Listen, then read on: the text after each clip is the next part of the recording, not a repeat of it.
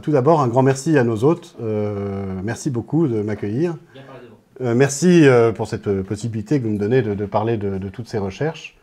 Je suis très content, très honoré d'être ici. C'est pas la première fois qu'on me demande de parler, y compris dans des cercles privés comme celui-là. Je vais vous parler en fait de ce que j'ai appelé dans ce petit bouquin le grand secret de l'islam. C'est-à-dire un ensemble de recherches historiques qu'il nous faut comprendre ce que c'est réellement que l'islam. Parce qu'on en a, je vais vous l'expliquer, une vision assez fausse. Tout d'abord, je vais me présenter un petit peu. Alors Olaf, c'est un surnom, ça vient d'Odon Lafontaine, qui est un pseudonyme d'écrivain.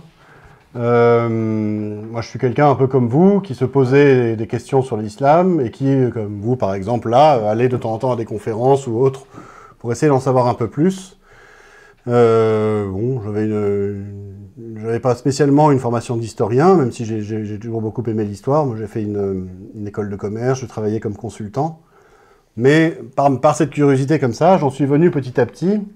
Et notamment par le fait que j'ai eu des amis musulmans à qui j'avais des discussions sur la religion musulmane et que ça m'a fait lire un Coran et me rendre compte par moi-même de ce que c'était que le texte coranique, de ce que c'était que, on va dire, les commandements de l'islam. Ça m'a fait me rendre compte qu'il y avait beaucoup de choses qui collaient pas en fait entre le discours des musulmans sur leur religion, comme quoi c'est la dernière religion révélée par Dieu, qui vient après le judaïsme, qui vient après le christianisme.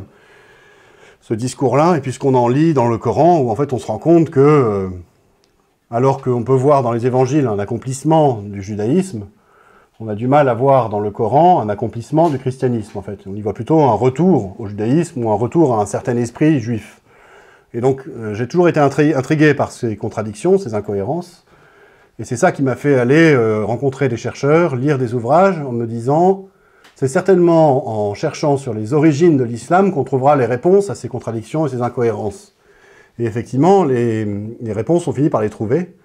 Et je les ai trouvées notamment grâce au travail d'un chercheur étonnant qui s'appelle Édouard Marie-Gallet, qui est prêtre chez les Frères de Saint-Jean, et qui a travaillé une thèse monumentale qui reprend en fait toutes les découvertes de l'islamologie jusqu'à à peu près 2004, la thèse a été soutenue à cette époque-là, et qui les articule dans un cadre général qu'il a proposé donc, c'est sa thèse, un cadre qui explique l'apparition de l'islam dans l'histoire à partir des événements historiques, à partir de faits, et qui donne une explication logique, posée, rationnelle, à des événements que les musulmans eux-mêmes n'expliquent que par le merveilleux, par l'intervention de Dieu, d'un ange, d'un cheval ailé, de tout plein de choses. Cette thèse en question, qui s'appelle « Le Messie et son prophète », donc, qui a été publiée en 2005, c'est 2 gros bouquins, ça fait à peu près 1000 pages. J'ai lu ça, les bras m'en sont tombés, et j'ai remarqué, hélas, que la thèse en elle-même était difficile d'accès. C'est-à-dire que c'est écrit, c'est universitaire, c'est très pointu. C'est assez peu accessible au grand public, en fait, alors même que le propos, l'explication de l'islam, on va dire la dissection de l'islam et de ce que c'est que la foi musulmane, ça m'a semblé être capital pour les temps qu'on est en train de vivre, pour la rencontre ou la confrontation qu'il y a entre on va dire, l'islam et l'Occident, d'une certaine façon. Et c'est ce qui m'a motivé à écrire une petite vulgarisation de cette thèse, qui initialement est parue sur un site internet, vous pouvez la lire et la télécharger gratuitement, qui s'appelle « Le grand secret de l'islam ». Et c'est un petit bouquin, sur internet ça fait 90 pages, et dont j'ai fait un livre papier que vous pouvez trouver soit ici, là, soit sur Amazon, où vous pouvez donc aussi télécharger librement, et vous pouvez aussi télécharger librement le résumé. Ça, je vous le distribue, ils sont là, j'en ai pris une quarantaine, un petit résumé en 8 pages que je vous incite à prendre. Vous aurez vous pouvez me le prendre maintenant si vous voulez. Vous aurez comme ça quelques points clés de l'histoire de l'islam. C'est un travail que j'ai conduit donc avec le Père Gallet, qu'on a fait ensemble, même si c'est moi qui ai quand même tout rédigé. Et c'est un travail donc à la fois de vulgarisation de sa thèse et puis de mise à jour au regard de recherches nouvelles. Et effectivement, bon, ça se diffuse. Si je suis là aujourd'hui parmi vous, c'est parce que ça s'est pas mal diffusé, quoi. Et que de plus en plus de gens comme ça s'intéressent à la recherche historique Et ils ont bien raison, parce que cette recherche historique, elle fait émerger en ce moment des faits complètement nouveaux, ou du moins des vestiges archéologiques, des pièces de monnaie, des textes, des nouvelles analyses, qui nous montrent ce qu'a été l'islam. Parce que, il faut bien le dire, je pense que vous en êtes assez conscient, on a dans nos sociétés occidentales une vision de l'islam assez, on peut dire, je ne sais pas être trop méchant, elle est assez lointaine, quoi. Assez lointaine. C'est relativiste en tout cas, ésotérique peut-être un peu aussi. On a une vision de l'islam par analogie avec ce que nous, on estime être la religion. C'est-à-dire qu'on voit l'islam comme une religion. Or, le mot même de « une religion » ne veut rien dire. Le judaïsme, c'est le judaïsme, le bouddhisme, c'est le bouddhisme, je sais pas moi, le catholicisme, c'est le catholicisme. Et faire des équivalences entre les religions, c'est un concept de sociologue, mais ça n'a pas d'incidence dans le réel. La pratique bouddhiste, qu'est-ce qu'elle a à voir avec la pratique judaïque ou avec la pratique islamique? Qu'est-ce que ça change pour enfin, qu'est-ce que croit un musulman? Qu'est-ce que croit un bouddhiste, par exemple? Enfin, parler d'une religion, c'est très relativiste et c'est très récent comme terme. Au fil des siècles, là, depuis 1400 ans que l'islam existe, les chrétiens n'ont jamais considéré l'islam comme une religion. Ils avaient un tout autre discours sur le sujet, quoi. Et en particulier, ils n'avaient pas ce discours qui s'est développé à partir des années 50, 40, peut-être un peu avant, qui s'est beaucoup formalisé autour du travail de Louis Massignon. Vous connaissez peut-être Louis Massignon, un islamologue qui est mort en 62 ou 63, et qui a beaucoup fait pour la présentation de l'islam en Occident comme une religion, justement. Dans son dernier bouquin, qui est paru en 1962, il écrivait dedans que l'islam constitue une réponse mystérieuse de la grâce à la prière d'Abraham pour Ismaël et les Arabes, et que Dieu aurait à ce moment-là, je poursuis la note, il aurait donné aux Arabes, Dieu a donné le Coran en signe de bénédiction aux Arabes. Et vous voyez comment on peut arriver à considérer, avec un relativisme absolu, que l'islam serait à ce moment-là une voie de salut choisie par Dieu pour les Arabes. Et alors, voilà, il faudrait imaginer que, je sais pas moi, le christianisme serait la voie de salut choisie par Dieu pour qui? Pour les Romains, ou bon, enfin pour d'autres gens. Puis que pour, je sais pas moi, les Asiatiques, il y aurait le bouddhisme, et ainsi de suite. Et c'est un peu comme ça qu'on a connu l'islam en France depuis ces années-là.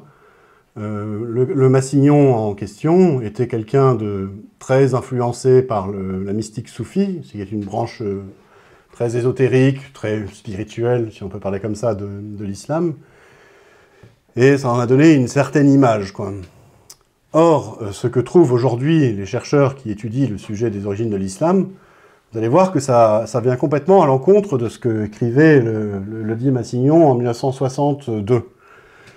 Parce qu'en fait, il faut être bien conscient qu'en ce moment, particulièrement depuis Internet, en fait, depuis les années 2000, il y a une révolution qui est en cours dans le monde des études islamiques.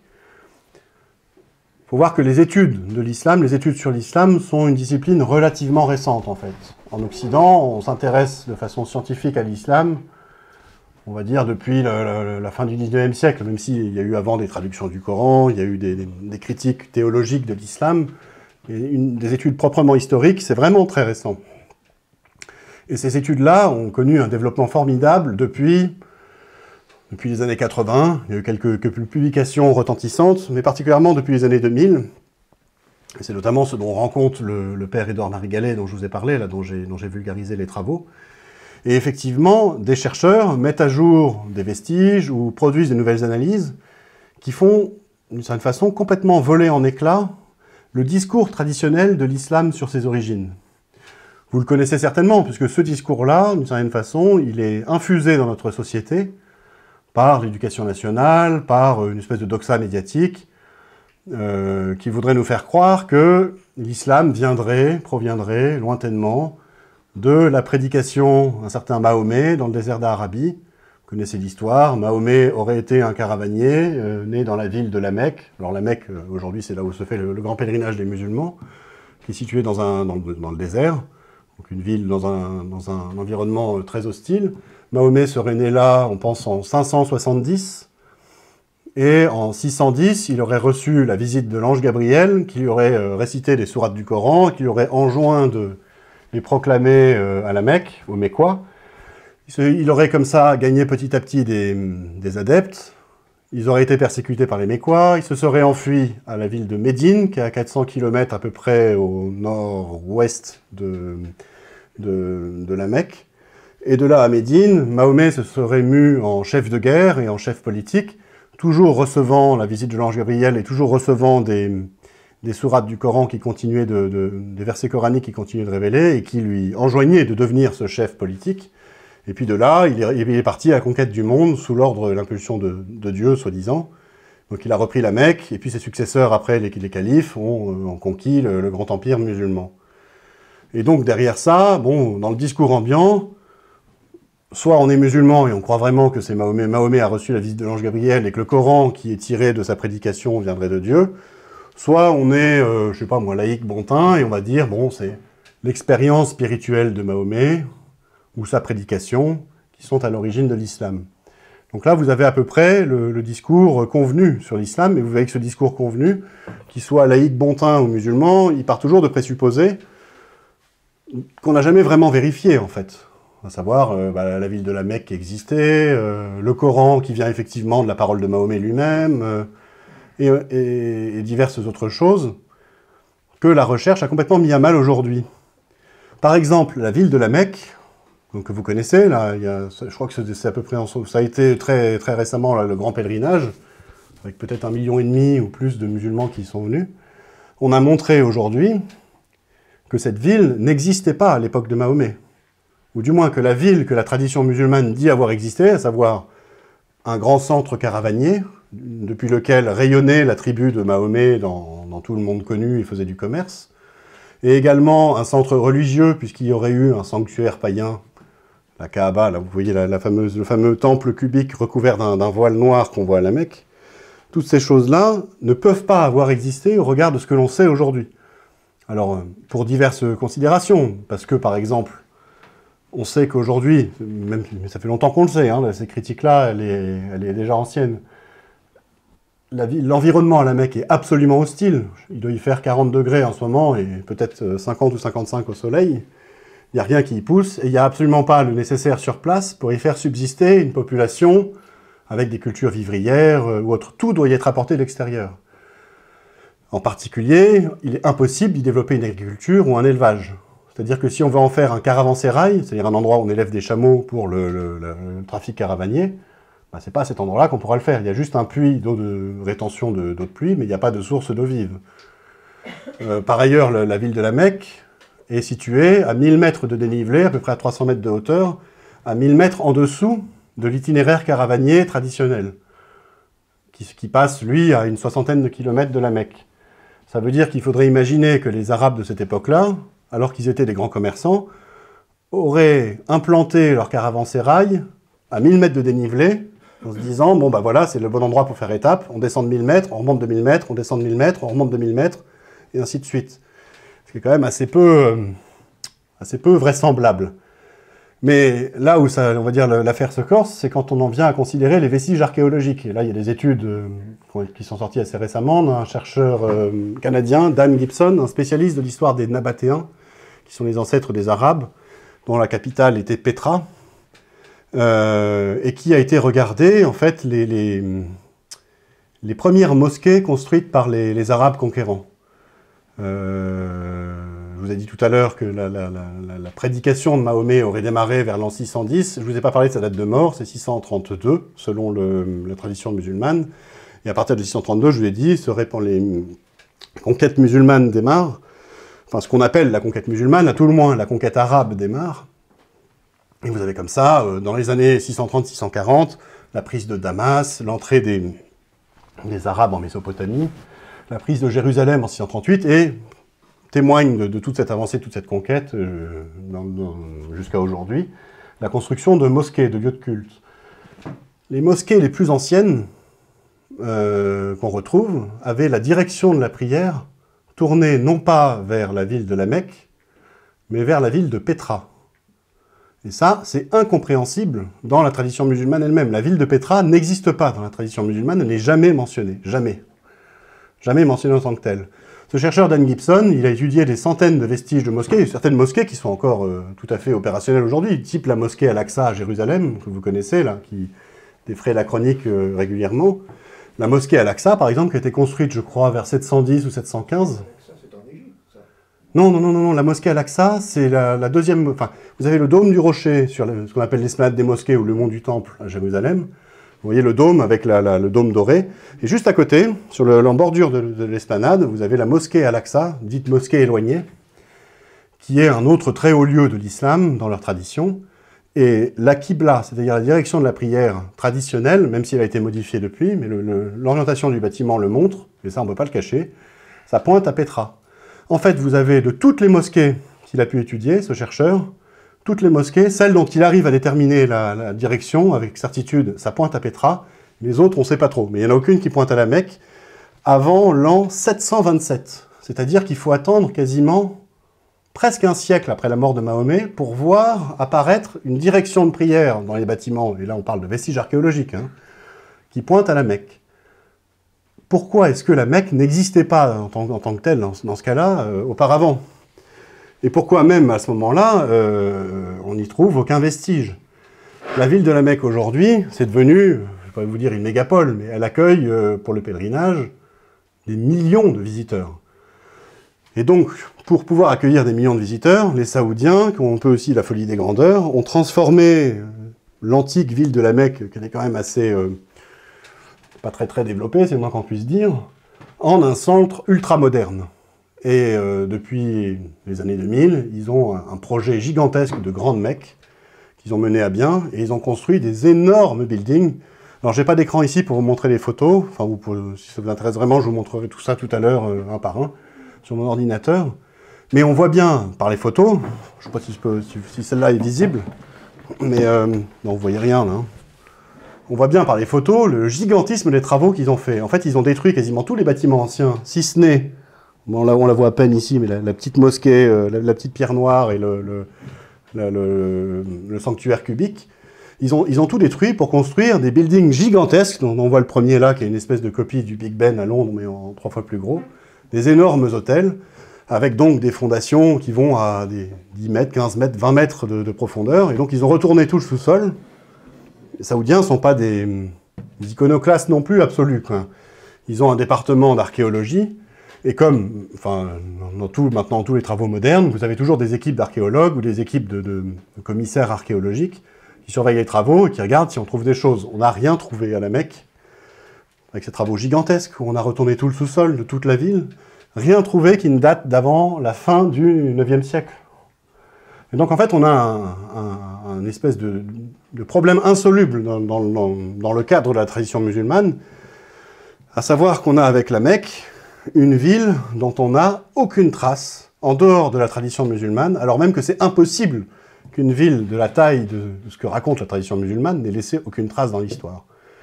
Et donc on est bien forcé d'admettre que la Mecque est une création tardive, et que l'islam n'est donc pas né à la Mecque, il est né ailleurs. Mais alors, où est-ce qu'il est né, quoi ?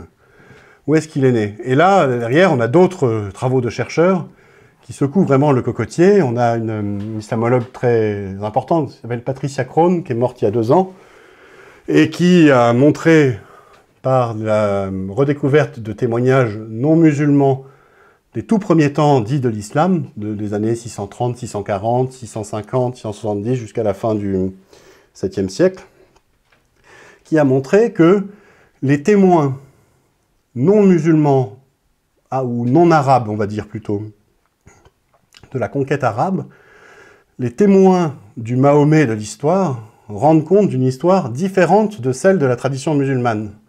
C'est-à-dire qu'ils ne parlent pas d'Arabes qui arriveraient avec une religion nouvelle, l'islam, qui viendrait de Dieu par un ange qui aurait révélé ça à Mahomet. Mahomet n'est pas décrit comme un prophète d'une nouvelle religion. Dans ces témoignages très anciens qu'on a retrouvés, qui sont par exemple ceux d'un moine habitant à Jérusalem qui écrit à sa communauté en Arménie ou en Géorgie, et on va retrouver dans les archives du monastère les lettres en question. Dans ces témoignages-là, on décrit Mahomet comme étant un possible candidat à la prophétie du point de vue des Juifs. C'est-à-dire, qu'est-ce que c'est qu'un prophète pour les Juifs d'aujourd'hui, enfin les Juifs du temps de Mahomet?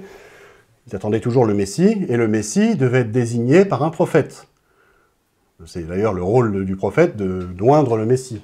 Alors pour les chrétiens, ce prophète c'est Jean le Baptiste, qui a désigné le Messie, qui l'a baptisé, qui en quelque sorte l'a oint comme ça. Et donc pour un juif en l'an 630, un prophète c'est quelqu'un qui annonce la venue du Messie. Et donc on nous décrit, d'après les témoignages d'époque, Mahomet comme étant quelqu'un qui annonçait la venue du Messie. Or, on sait par ailleurs, par les travaux des archéologues notamment, puis par l'étude des traditions chrétiennes, que toute l'Arabie était christianisée à cette époque-là. Il n'y avait plus d'Arabes païens. Alors, ils pouvaient avoir des reliquats de coutumes païennes, tout comme nous-mêmes avons des reliquats de coutumes païennes d'avant. Hein. On n'a pas jeté, je sais pas moi, tous les menhirs à la décharge publique, ils existent toujours. On a par exemple, je sais pas moi, christianisé des coutumes païennes, du type de la source miraculeuse du dieu Truc, qui est devenue la source de, je sais pas, de Sainte-Claire ou de je ne sais quel saint. Oh, il y avait ça également chez les Arabes. Mais ils étaient tous christianisés. Et donc qu'est-ce que ça veut dire qu'un Arabe chrétien qui annonce la venue du Messie? Il annonce son retour. Et là, on commence à comprendre en fait quel pouvait être on va dire, le contexte politico-religieux de la naissance de l'islam. Et je vais le détailler encore plus par ailleurs, mais on voit bien qu'il est question d'une espèce de retour du Messie, c'est-à-dire d'un déclenchement de l'Apocalypse. Et ces différents témoignages-là, là où ils sont très intéressants et très pertinents à étudier, c'est que la tradition musulmane par laquelle on pensait connaître l'histoire, on réalise qu'en fait cette tradition, elle est mise par écrit au moins 2 siècles, on va dire 180 ans, 150 ans, mais au moins 2 siècles après les faits qu'elle est censée décrire. C'est-à-dire que les différentes traditions, la vie de Mahomet, les chroniques historiques, les interprétations du Coran, ne commencent à émerger et à apparaître dans l'histoire avec des témoignages matériels qu'à partir du 9e siècle, 10e siècle, 11e siècle, donc très longtemps après les faits. Un petit peu comme si c'est seulement à partir d'aujourd'hui, par exemple, qu'on commencerait de voir apparaître des chroniques écrites du règne de Louis XV et de Louis XIV, sachant qu'entre les deux, on peut quand même passer pas mal d'événements, la Révolution française au premier chef. Vous imaginez bien qu'il y a eu comme un impact sur la façon de décrire les événements. Or, ces témoignages dont je vous parle moi, des témoignages non arabes, non musulmans, ils sont contemporains des faits qui sont décrits. Il n'y en a pas beaucoup, mais il y en a quand même pas mal, il y en a quelques dizaines, et même plus que ça, même quand on s'avance dans l'histoire. Ils sont contemporains, ils sont indépendants les uns des autres, là où la tradition musulmane, en fait, se repose, c'est un peu le principe du téléphone arabe, toujours sur les mêmes personnes, en fait. Vous avez certains de ces témoignages qu'on retrouve à des distances très importantes les uns des autres. On retrouve des choses en Géorgie ou en Arménie, comme en Égypte ou au Yémen, on va dire que les choses concordent. Et donc ces témoignages historiques qui font émerger, qui nous montrent un Mahomet différent de celui de la tradition musulmane, dans un sens, ils sont plus pertinents du point de vue historique, du point de vue de la recherche historique, que la tradition musulmane elle-même.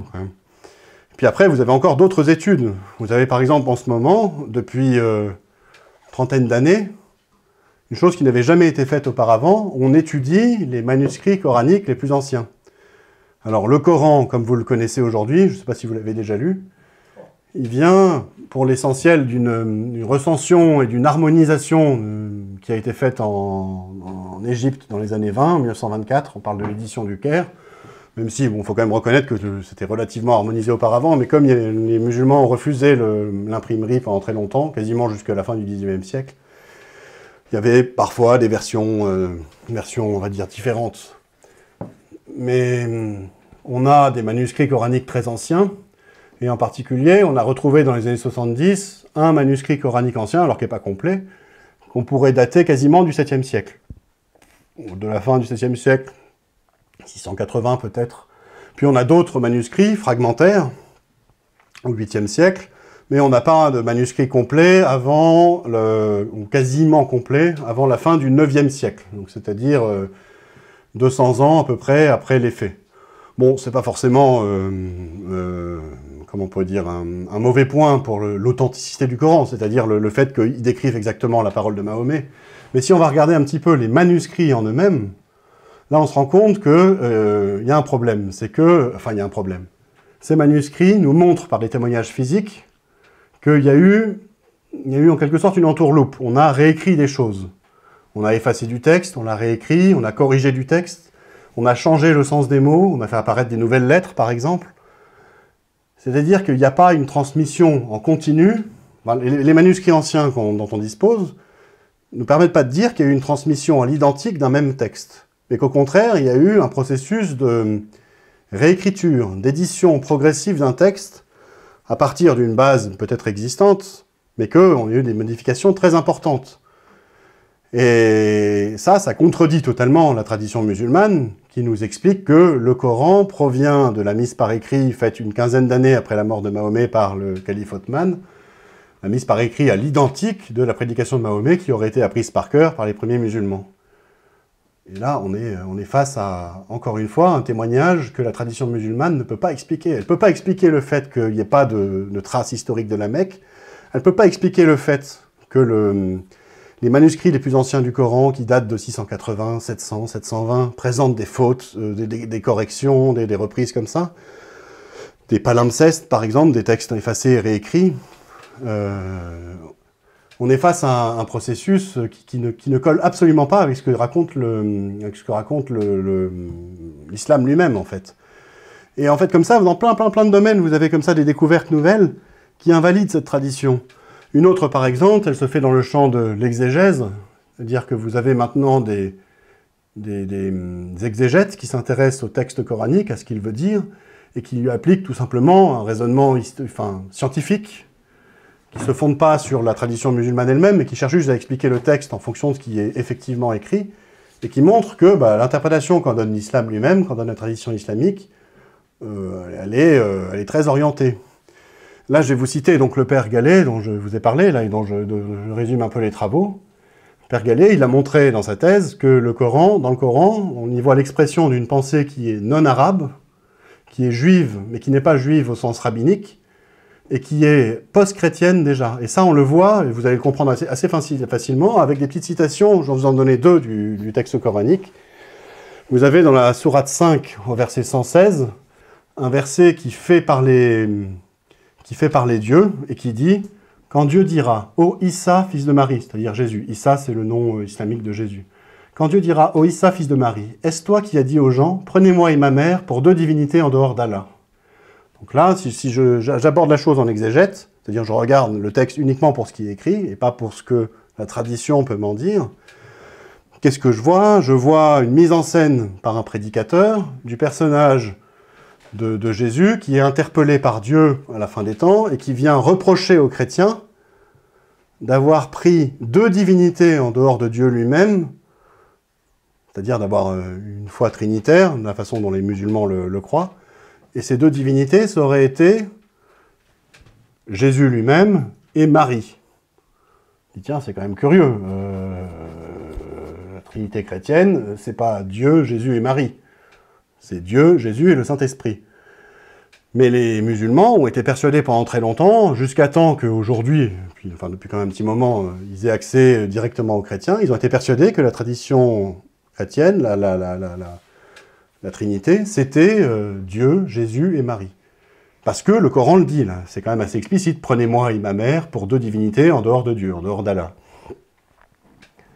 Alors quand on fait des recherches exégètes et qu'on va s'intéresser un petit peu au contexte historique, comme l'a fait le père Gallet, qu'on connaît un petit peu la civilisation du Proche-Orient du 7e siècle, eh ben on se rend compte que chez les chrétiens de langue syriaque qui parlent l'araméen, il y a un jeu de mots qui est constamment employé, et toujours aujourd'hui, si vous allez parler à un prêtre syriaque ou à un chrétien syriaque, il vous le confirmera, un jeu de mots qui est employé pour décrire la Trinité. La Trinité, c'est le Père Dieu, le Fils Jésus, et la Mère, le Saint-Esprit.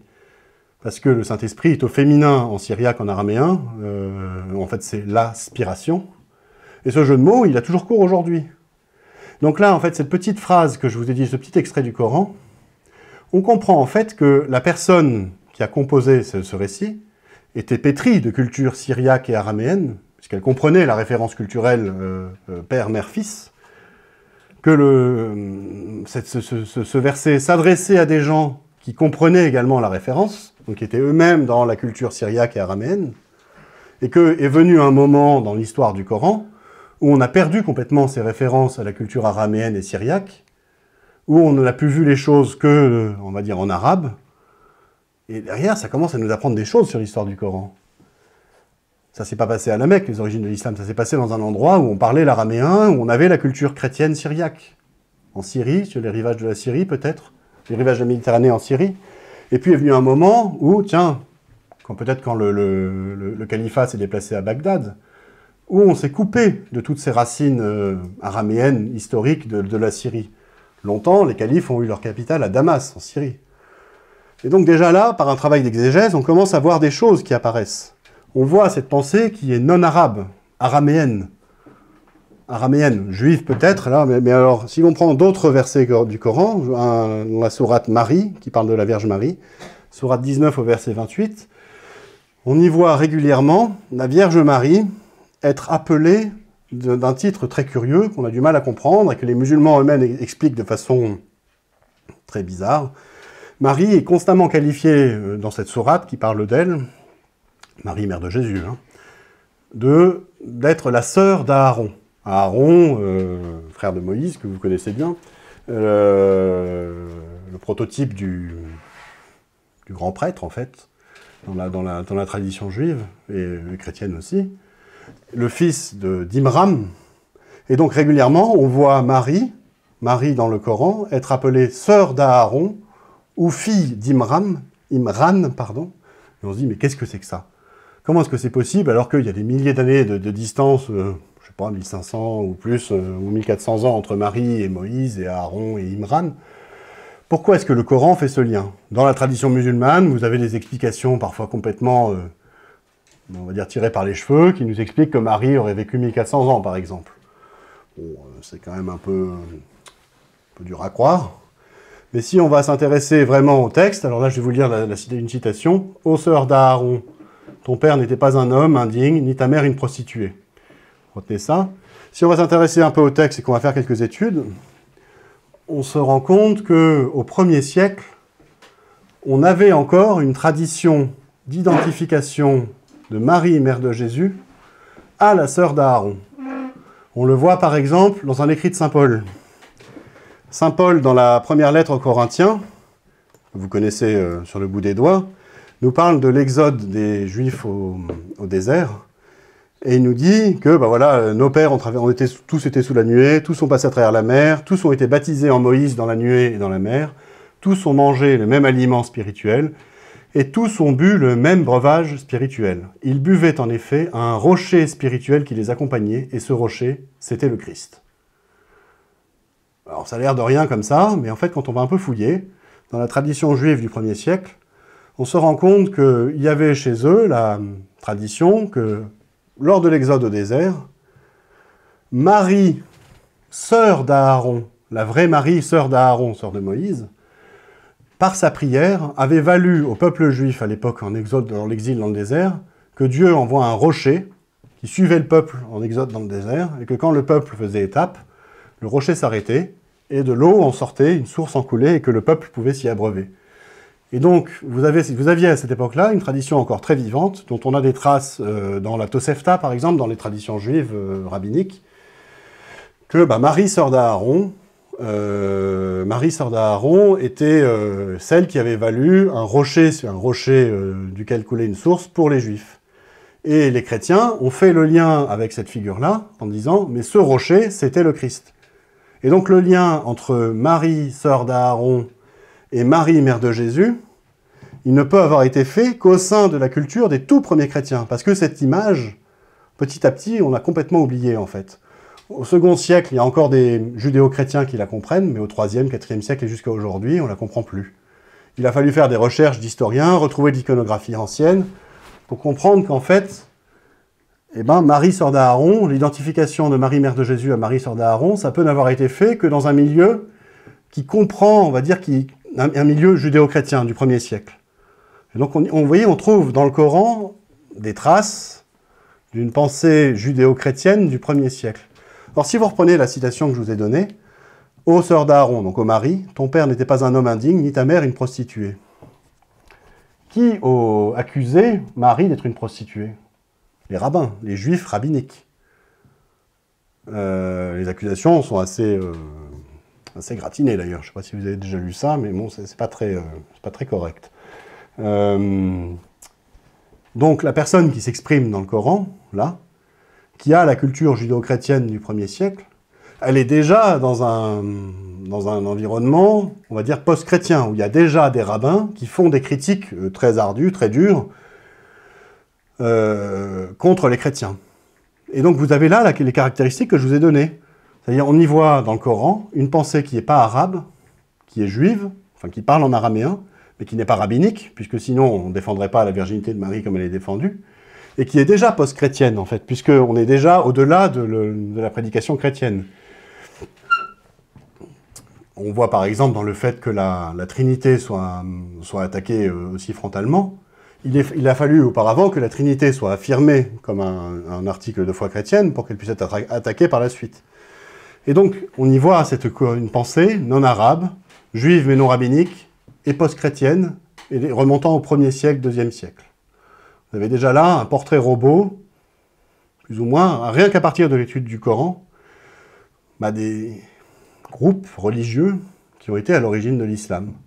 Et donc vous voyez, avec toutes ces découvertes-là dont je viens de vous faire part, c'est pas grand-chose, hein, là je vous ai parlé de, on va dire, 4 types de découvertes sur la Mecque, sur les témoignages historiques du 1er siècle, sur les manuscrits coraniques, et puis là sur l'exégèse du texte coranique lui-même, qu'on commence à avoir suffisamment d'indices sur ce qui s'est passé au temps des origines de l'islam pour émettre des hypothèses qui les prennent en compte et qui expliquent l'islam. Et c'est le travail qu'a fait le père Édouard-Marie Gallet, celui dont je vous rends compte maintenant. Alors je vais vous présenter donc l'hypothèse qu'il a posée, et qui est à ce jour la seule hypothèse qui prenne en compte tout ce dont je vous ai parlé là, et puis bien d'autres choses. Comme je vous l'ai expliqué, l'islam, la tradition musulmane, on peut tout à fait la considérer comme une hypothèse historique, c'est-à-dire un scénario qui essaye d'expliquer ce qui s'est passé en fonction des éléments dont on dispose. Le problème étant qu'en l'occurrence, il n'arrive pas à expliquer l'absence de vestiges à la Mecque, il n'arrive pas à expliquer pourquoi est-ce que les manuscrits coraniques sont raturés, par exemple, et toutes ces choses-là. Le scénario du père Gallet, jusqu'à présent, parmi tous les scénarios qu'élaborent les chercheurs, c'est le seul à prendre tout en compte. Et au point même qu'il prend même en compte des choses qui ont été découvertes depuis. Et c'est donc ce scénario-là que moi je pense être le plus proche de la réalité. Pour le moment, c'est celui, en l'état du dossier historique, qui est le plus probable. Celui-là, en fait, ce qu'il a développé, il repose en fait sur l'histoire de ce groupe juif mais non rabbinique, non arabe dont je vous ai parlé, et déjà post-chrétien. Pour le comprendre, il faut remonter en fait à la prédication chrétienne, à Jésus lui-même, remonter au 1er siècle, et comprendre que la bonne nouvelle, ou du moins la prédication de Jésus, de ses apôtres et des premiers chrétiens, a complètement transformé les mentalités.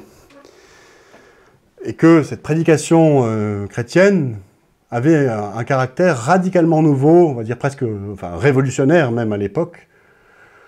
La bonne nouvelle du salut du mal, c'est aujourd'hui un concept qui a tellement infusé nos sociétés qu'on ne se rend pas compte qu'à l'époque, c'était aussi nouveau. Jésus apporte ça, en fait. L'évangile, c'est ça que ça veut dire, c'est la bonne nouvelle. Jésus, il apporte l'espérance qu'on pourra un jour être libéré du mal. Ça passe par deux dimensions dans la prédication chrétienne. Un salut, une vivification en araméen, est offert dès maintenant aux chrétiens, par le baptême et puis par la vie avec le Christ. Et ça constitue une libération de l'emprise du mal sur soi-même. C'est l'expérience que font les chrétiens. Mais on le sait bien, le mal, ou Satan, reste le prince de ce monde, et le monde reste livré à l'emprise du mal.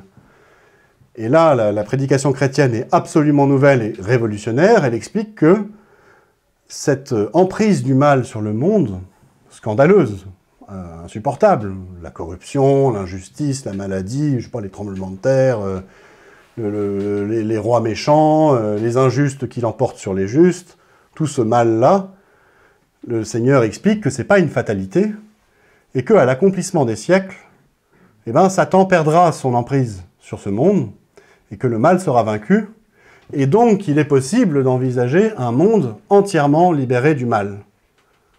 Aujourd'hui, cette pensée elle est devenue presque banale. Je ne sais pas, c'est celle des communistes, par exemple, celle des révolutionnaires, celle de Rousseau, celle de, je sais pas, de Che Guevara, celle de tout plein de gens, de tout plein de révolutionnaires ou de gnostiques. Cette pensée, à l'époque, elle n'existait pas. On avait affaire dans le monde païen à des gens pour qui l'emprise du mal dans le monde, bah, c'était comme ça, c'était une fatalité, ça faisait partie de l'ordre des choses. Et donc on comprend que quand cette nouveauté a été apportée aux hommes, à l'époque, ça a complètement changé les mentalités. Complètement, quoi. La chose étant que des groupes juifs autour de Jésus, autour des premiers chrétiens, autour de la première communauté chrétienne, judéo-chrétienne à Jérusalem, ont été complètement transformés par l'annonce de cette nouveauté absolue, le salut du monde, le salut possible du monde, et ont en quelque sorte mélangé cette idée que le monde pourrait être délivré du mal avec leurs propres croyances. Là, il faut se situer dans l'environnement de la tradition juive et de l'attente du Messie. Vous savez que les Juifs attendaient le Messie, mais que le personnage du Messie n'avait pas des contours très définis dans la tradition juive. Ce qu'il a vraiment défini, c'est la venue de Jésus-Christ. Là, on voit à peu près ce que c'est qu'un Messie, quoi. Mais dans la tradition juive, le Messie, ça peut être un roi, un grand prêtre, un prophète. C'est quelqu'un qui est décrit en particulier par Ézéchiel ou Isaïe comme devant avoir un rôle politique, devant libérer Israël du mal et de l'impureté. Vous avez dans la pensée juive de cette époque-là, et toujours maintenant, cette idée que le mal, il est lié en fait à la non-observance ou à la mauvaise observance de la loi de Moïse. La loi de Moïse définit le bien et le mal. Si vous observez mal la loi de Moïse, si vous êtes un mauvais juif, vous êtes dans le mal. Et alors là, si vous êtes un non-juif, vous êtes dans le mal aussi. Et donc, si vous mélangez cette idée que Jésus, Messie, libérera le monde de l'emprise du mal, et cette idée que le mal, c'est les impurs, c'est ceux qui ne sont pas soumis à la loi de Moïse, et que le Messie est donc en plus, et mélanger à ça en plus l'idée que le Messie ait un rôle politique de roi, en fait, c'est-à-dire de chef de guerre, mélangez tout ça, et vous obtenez une idée nouvelle, un cocktail d'idées absolument détonnant, et qui apparaît donc, vers la fin du 1er siècle, c'est l'idée que Jésus va revenir en tant que chef de guerre pour éradiquer tous les méchants. Et ça, c'est une idée qu'on voit apparaître, on en voit la trace dans certains des textes de Qumran. C'est une des analyses qu'a faite le père Gallet dans sa thèse, qui montre bien qu'il y a une transformation de l'idée du Messie, et qu'on passe de l'idée assez floue du Messie chez les Juifs à une idée post-chrétienne d'un Messie qui va exterminer le monde entier, qui va exterminer tous les méchants du monde entier, en fait. Et on comprend, en fait, qu'il a existé dès le 1er siècle, dans l'entourage des judéo-chrétiens, une espèce de croyance juive, de juifs qui reconnaissaient Jésus comme Messie, comme un Messie politique, et qui aurait pour mission d'éradiquer tous les méchants et de soumettre le monde entier à la vraie bonne loi de Moïse. Et là, on voit que l'espérance spirituelle du salut en Jésus-Christ s'est transformée chez ces gens en un projet politique.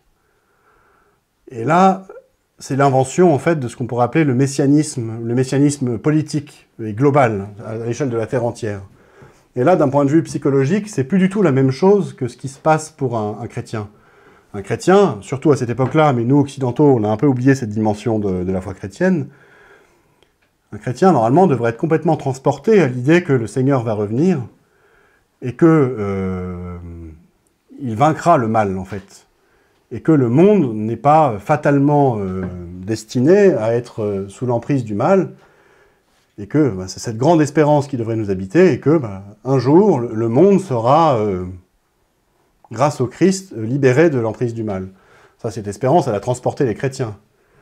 Mais l'espérance que développent les premiers messianistes, elle est d'une autre nature, en fait. C'est-à-dire que chez eux, l'espérance que le monde sera libéré du mal, elle ne passe pas par l'action de Dieu lui-même, par l'action du Christ, mais elle passe par un programme qui est entre leurs mains, un projet politique. Et ça change tout.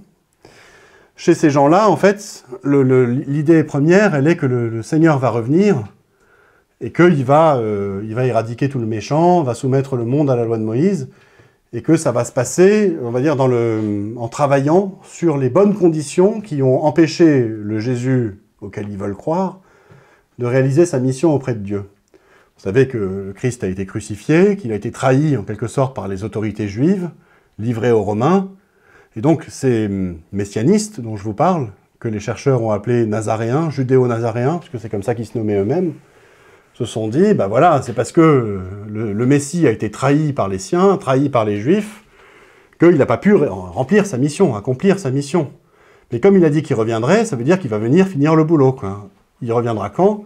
Quand les conditions seront remplies, c'est-à-dire quand le peuple sera en état de pureté, quand il n'y aura plus des traîtres à la tête du peuple juif, et puis au fil des événements historiques qui se déroulent, c'est-à-dire le temple est détruit, le culte sacerdotal traditionnel juif est détruit également, ils se disent il faut qu'on rétablisse le culte, il faut qu'on travaille il faut qu'on relève le temple pour pouvoir avoir les bonnes conditions qui permettront à Jésus de revenir, finir sa mission.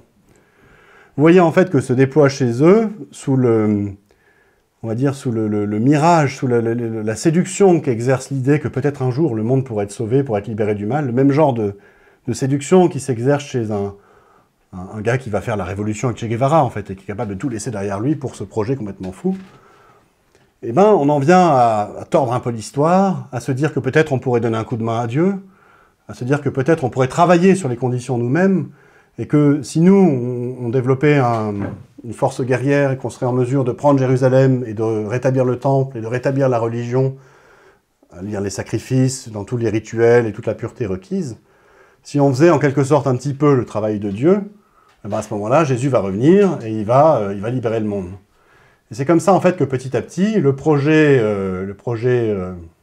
se transforme en un projet politique et guerrier, quoi. Ça, on imagine que ça se fait entre le 1er siècle et le 4e, 5e siècle, cette transformation petit à petit du projet, dans la mesure où on voit ces judéo-nazaréens, que décrivent les pères de l'Église et divers autres témoins, partir à l'écart, peaufiner leur doctrine. On les voit décrits par saint Jérôme, par exemple, qui dit d'eux qui veulent être à la fois juifs et chrétiens, qui ne sont ni l'un ni l'autre. On sait par exemple que la grande révolte des Juifs de l'an 135, avec à sa tête Bar Kokhba, qui sera désigné comme étant le Messie par un rabbin à l'époque, est partie, la révolte, elle est partie justement du village de Kokhaba, où étaient réfugiés ces judéo-nazaréens. Ça, on en a les descriptions. Donc on voit en fait le messianisme petit à petit se déployer dans l'histoire par divers indices comme ça.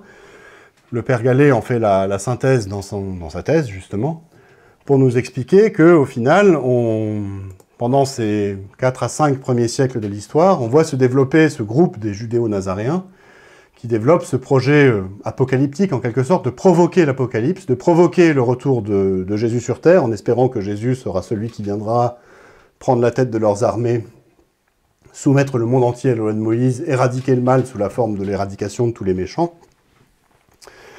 Et si on regarde un petit peu les différentes zones d'implantation de cette secte, dont on a les vestiges archéologiques et les descriptions, on se rend compte qu'ils étaient implantés en Syrie, sur le plateau du Golan, autour de la ville de Latakia notamment, implantés également chez les Nabatéens, dont la capitale était Pétra, en Jordanie, et c'est l'endroit même où ils sont partis c'est pas l'endroit même, mais ils étaient partis pendant un temps dans la ville de Pella aussi, chez les Nabatéens, on a des témoignages. Et si on va fouiller un petit peu, si on fait un peu d'archéologie en Syrie, en particulier autour de la région de Latakia, qu'est-ce qu'on trouve? Des vestiges très anciens de la présence de la tribu des Koréchites, une tribu arabe, qui est censée avoir été la tribu d'origine de Mahomet selon la tradition musulmane. Je vous ai dit tout à l'heure qu'on n'a aucun vestige de l'existence de Mahomet et de quoi que ce soit à la Mecque avant le 9e siècle, la fin du 9e siècle. Or, on trouve des vestiges de l'implantation très ancienne de la tribu de Mahomet, s'il faut en croire la tradition musulmane, où ça, en Syrie, à côté de la ville de Latakia, et dans les régions d'implantation de ces judéo-nazaréens dont je viens de vous décrire la doctrine. Et là, on commence à comprendre un petit peu, notamment en faisant le lien avec la tradition musulmane dans une analyse critique, qu'il s'est passé un contact, en fait, entre des tribus arabes commerçantes établies dans la région de Latakia, c'est-à-dire à la fin de la route de la soie, et ces judéo-nazaréens qui vivaient dans un isolement ethnique relatif et qui ont dû aller s'ouvrir auprès des Arabes de leur projet et essayer de les embrigader dans leur projet, d'aller reprendre Jérusalem pour y reconstruire le temple. Et là, on comprend pourquoi et comment on retrouve chez ces Arabes toutes ces histoires bibliques ou parabibliques, comme quoi ils seraient les descendants d'Abraham par Ismaël, comme ce que disent d'ailleurs les témoignages contemporains de Mahomet, dont on dit que Mahomet avait été instruit dans l'histoire de Moïse, et qui connaissait les histoires des Juifs. Et on voit qu'en fait, il y a eu une alliance entre des judéo-nazaréens, des Juifs nazaréens, et des Arabes qui a mené petit à petit à la reconquête de Jérusalem. Et donc en fait, on comprend que le Mahomet de l'histoire, c'est pas un prophète d'une nouvelle religion, c'est quelqu'un qui se fait auprès d'Arabes chrétiens le relais de la propagande juive nazaréenne pour les embrigader dans le projet de reconquête de Jérusalem et de la Terre Sainte, de relèvement du temple et autres, et de relèvement du temple qui devrait faire redescendre Jésus, et ainsi de suite. À partir du moment où on a montré qu'un des lieux d'origine, des hauts lieux d'origine n'était pas la Mecque, mais la Syrie, on peut aussi, à partir de là, comprendre comment ce à quoi correspond dans la tradition musulmane le soi-disant exil de Mahomet depuis la ville de la Mecque, lieu des origines, à la ville de Médine. Alors à Médine, on a des vestiges de la présence ancienne des Arabes, à la Mecque, on n'avait rien, comme je vous l'ai dit. Et on voit que, à la date supposée par la tradition musulmane de cet exil de la Mecque à Médine, c'est exactement la date à laquelle l'empereur byzantin, après une première défaite contre les Perses, mobilise son armée pour repartir à la conquête de la Terre Sainte qui avait été prise par les Perses, repartir à la conquête de Jérusalem qui avait été prise par les Perses et donnée aux Juifs en 614. Et on se dit que le fameux exil de Mahomet depuis la Mecque à Médine, il peut correspondre en fait très bien à un exil depuis la Syrie, via Pétra peut-être, jusqu'à Médine. Là, on a affaire à un vrai exil, et pas un truc de 400 km, mais un truc de plusieurs milliers de kilomètres qui les met à l'abri, parce qu'en fait, on a des témoignages de ce que les Arabes de cette région-là avaient été enrôlés dans l'armée des Perses pour aller notamment reprendre Jérusalem à ce moment-là. Bon, ça avait raté, mais finalement, ils l'avaient fait, quoi. Donc en fait, ça, dans le travail qu'a proposé le Père Gallet, on se retrouve avec une situation, en fait, assez... on va dire, beaucoup plus facile à comprendre que ce que l'islam met lui-même en scène. Pour comprendre l'islam et pour se situer dans son référentiel, il faut croire que Dieu enverrait un ange pour révéler un texte, lequel texte serait sa parole au mot à mot, que Dieu interviendrait directement dans la vie de Mahomet, lui enverrait par exemple un cheval ailé qui ferait aller de la Mecque à Jérusalem, tout ça c'est dans la tradition musulmane. Alors que là, on a en fait un processus qui est assez simple, qu'on a pu retrouver à l'œuvre dans l'histoire de nombreuses fois, à savoir des gens qui ont un projet de conquête et de salut du monde, et qui vont s'en ouvrir à des populations pour les emmener avec eux dans leur projet. On a eu exactement la même chose, je vous parlais de Che Guevara tout à l'heure. Che Guevara, c'est un peu ce qu'il a essayé de faire en Amérique du Sud pendant un temps. Il est parti là-bas, il a essayé de convaincre les gens locaux qu'en le suivant dans la Révolution, ils allaient sauver le monde de sa misère et de son injustice. Puis il a réussi plus ou moins, il a plutôt échoué. Et c'est un peu ce qui s'est passé avec les Nazaréens. On peut tout à fait faire le rapprochement. C'est le même type d'idéologie, en fait, entre le communisme et le messianisme politique global. Le premier messianisme qui est celui des Nazaréens, et puis celui que deviendra l'islam par la suite. Alors on a guère plus de témoignages à propos du Mahomet de l'histoire. Donc on peut présumer qu'il est mort vers les années 630, 632 comme le dit la tradition musulmane, 634 comme nous le dit un texte extérieur à l'islam, qui nous dit qu'en 634, un certain Mahomet commandait ses troupes en Palestine, dans une bataille en Palestine. Bon, en tout cas, une chose est certaine, c'est que fin 637, début 638, la ville de Jérusalem est prise par les Arabes, et les Arabes rentrent à Jérusalem à la suite d'une négociation avec le patriarche, l'évêque local, Sophrone, ce qui nous montre déjà que ces Arabes-là ne professaient pas une religion antichrétienne virulente comme l'est l'islam depuis. Et on le voit aussi par d'autres témoignages, ils étaient vus quasiment comme des chrétiens, qui professaient une foi en Jésus, mais un Jésus, Messie guerrier. Et donc, fin 637, le successeur de Mahomet, du moins le chef des Arabes à cette époque-là, le calife Omar, rentre à Jérusalem, et des témoignages d'époque nous expliquent que les Arabes rentrent guidés par des Juifs, des gens qui sont identifiés par des Juifs, et que la première chose qu'ils font quand ils arrivent à Jérusalem, et ça on a plusieurs témoignages qui se recoupent et qui nous l'expliquent, c'est de se précipiter sur le mont du Temple, de déblayer les débris et d'y reconstruire un temple. Et donc on a la preuve, on a par les témoignages qui se recoupent, la preuve que les conquérants juifs, nazaréens et arabes de Jérusalem en 638 y ont reconstruit le temple. Ce qui est quand même un événement très important, au moins pour les juifs. On ne reconstruit pas à la légère un sanctuaire sur le mont du Temple quand on est juif. Ça a un sens quand même, de construire sur le mont du Temple, on rétablit le temple. Le problème étant qu'on rétablit le temple, on rétablit les sacrifices, mais le Messie ne revient pas. On a entendu la chose, si le Messie était revenu en 637 ou 638, je pense que le monde aurait été mis au courant. Là, en l'occurrence, le projet échoue, c'est-à-dire on a beau avoir reconquis Jérusalem, reconstruit le temple, le Messie ne revient pas.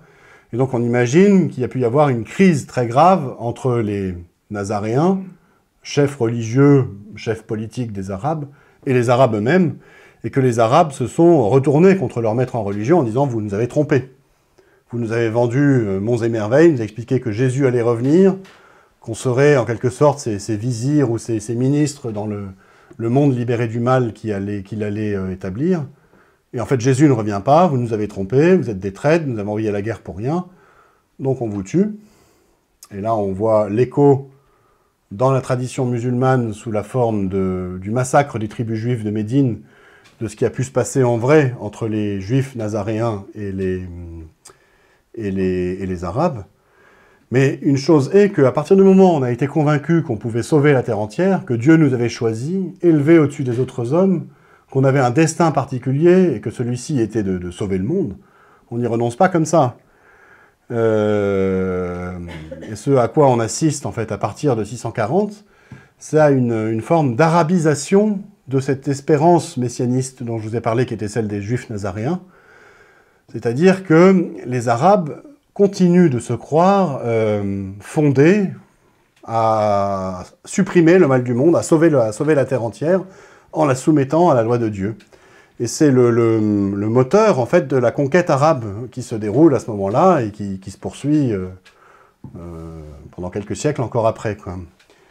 Le problème étant, au sein des Arabes, que l'élimination des judéo-nazaréens a, en quelque sorte, complètement déséquilibré leur système religieux. S'il n'y a plus la justification juive, ou nazaréenne plutôt, on va plutôt l'expliquer comme ça, derrière le projet, comment est-ce qu'on pourrait justifier que Dieu aurait choisi les Arabes en particulier comme son nouveau peuple élu? Et en particulier derrière, comment le chef des Arabes pourrait se dire être légitime pour conduire la conquête au nom de Dieu, pour régner même au nom de Dieu? Et là, vous avez le ferment, la raison profonde de la guerre civile totale qui s'abat en fait sur les Arabes conquérants dès l'an 640, dont on a les traces dans la tradition musulmane, ils appellent ça la fitna, la dissension, et que les chroniques non arabes de l'époque décrivent également. C'est-à-dire une querelle absolue de légitimité autour de la question de savoir qui est assez légitime pour détenir le pouvoir. Et vous allez avoir comme ça, au fil du 7e siècle, la deuxième moitié du 7e siècle et encore après, et jusqu'à maintenant, parce que ça n'a jamais cessé en fait, une guerre incessante entre diverses factions de musulmans pour savoir qui est légitime pour être le chef au nom de Dieu. Est-ce que c'est, par exemple, ceux qui vont se réclamer de Ali, dont les descendants des partisans donneront petit à petit les chiites? Est-ce que c'est ceux qui se réclameront de divers pouvoirs militaires, dont les descendants donneront petit à petit les sunnites? Vous voyez la racine profonde du conflit entre les chiites et les sunnites aujourd'hui. Est-ce que ça va être les partisans de telle faction, de telle autre? On a des témoignages de l'histoire qui nous disent, ben voilà, telle faction, leur chef a dit qu'il était le calife, par exemple. Être le calife, ça veut dire se prétendre le lieutenant de Dieu sur terre, étymologiquement en arabe, même si la tradition arabe a aussi donné le sens de successeur de Mahomet au mot de calife. Mais quand on se prétend être le calife, et qu'on voit le mot apparaître dans l'histoire pour la première fois à propos du calife Omar, donc celui qui prend Jérusalem, ça veut dire derrière que le chef se prend pour le lieutenant de Dieu sur terre. C'est-à-dire qu'il prend lui-même le rôle du Messie, en fait. Il dit, bah ok, le Messie n'est pas redescendu quand on a reconstruit le temple, c'est pas grave, parce que le Messie, c'est moi. Et c'est moi qui vais faire le boulot. Et c'est moi qui vais conquérir la terre entière au nom de Dieu, qui vais la soumettre à la loi de Dieu, et ainsi de suite. Mais derrière, en face, vous avez des gens qui ne sont pas d'accord, en disant, ah non, non, c'est pas toi le calife. Nous, on est légitime. Parce que nous, on est lointainement, vaguement, dans la succession de celui qui nous avait endoctriné, Mahomet. On est, je sais pas, les partisans de sa fille. On a sa fille avec nous. On a ses compagnons avec nous. On est légitime parce qu'on a ses feuillets de prédication. Et donc on va se battre ensemble, et donc comme ça vous avez le calife Omar qui est assassiné, et puis son successeur qui est assassiné, et puis son successeur qui est assassiné. Et vous avez comme ça la guerre civile qui se déploie, des factions qui se font la guerre, et qui rivalisent en quelque sorte d'ingéniosité, pour pouvoir se dire plus légitimes les unes que les autres. Donc l'un se dit calife, l'autre va dire oui mais moi j'ai un livre, qui établit les Arabes comme ayant été choisis par Dieu. Oui mais moi je suis dans la succession de notre premier prédicateur. Oui mais moi j'ai la ville sainte des origines. Et vous avez comme ça, au fil des années, des concepts qui sont maintenant ceux de l'islam, qui apparaissent dans l'histoire, et dont on n'a pas la trace avant. On a des preuves, en fait, de ce que ça s'est passé comme ça, parce qu'on a des vestiges qui nous sont parvenus. Et ces vestiges, on les étudie que depuis très peu de temps. En particulier, la numismatique, qui est la science de l'étude des monnaies, c'est assez passionnant, révèle aujourd'hui quels ont été, on va dire, les différents symboles de pouvoir parmi les Arabes. Vous savez, quand on frappe une pièce de monnaie, c'est un acte politique très fort, c'est le souverain qui frappe la monnaie, et toujours la monnaie, y compris jusqu'à présent, on a fait figurer sur la monnaie les insignes du pouvoir, la symbolique du pouvoir, en fait. Et si on va considérer les monnaies les plus anciennes qu'on a pu trouver chez les tout premiers conquérants arabes, au 7e siècle, on voit qu'au début de la conquête, les califes font frapper des monnaies avec des symboles chrétiens, des croix chrétiennes. Ce qui est complètement incompatible avec le récit musulman traditionnel. Hein. Ce qui veut dire que ces premiers califes étaient, je ne vais pas vous dire qu'ils étaient chrétiens, mais ils étaient pseudo-chrétiens, très proches des chrétiens. On voit bien qu'il y avait une croyance en Jésus, une croyance dans la crucifixion même, puisqu'on est capable de mettre des croix sur les pièces. Puis petit à petit, on voit apparaître des pièces nouvelles, où, à côté de la croix, on va marquer Muhammad. Qu'est-ce que ça veut dire, Muhammad? Est-ce que c'est la référence au Mahomet historique? Muhammad, c'est en arabe un substantif qui veut dire digne de louange, très loué. Est-ce que ça désigne Jésus? On ne sait pas trop. Mais petit à petit, comme ça, on voit apparaître des pièces avec une symbolique qu'on pourrait qualifier de musulmane, et il reste encore des croix dessus. Et ça, c'est encore une fois, c'est un blasphème absolu. Ces pièces de monnaie, là, dont j'ai les copies ici, là, je vous les montrerai si vous voulez, c'est aujourd'hui un pouvoir musulman qui mélangerait une symbolique musulmane en parlant de Muhammad, par exemple, avec des symboles chrétiens comme des croix, comme ce que j'ai comme sur la pièce là, appelez-moi la Sainte Inquisition tout de suite, quoi. C'est pas possible, en fait. Ça n'est pas soluble dans le discours musulman. Et petit à petit, on voit comme ça apparaître des pièces de monnaie de plus en plus islamiques, avec la shahada, la profession de foi musulmane qui commence d'apparaître. Et puis, petit à petit, des morceaux de versets du Coran. Et au 8e siècle, on commence à trouver des formulations coraniques, qu'on retrouve aujourd'hui dans le Coran.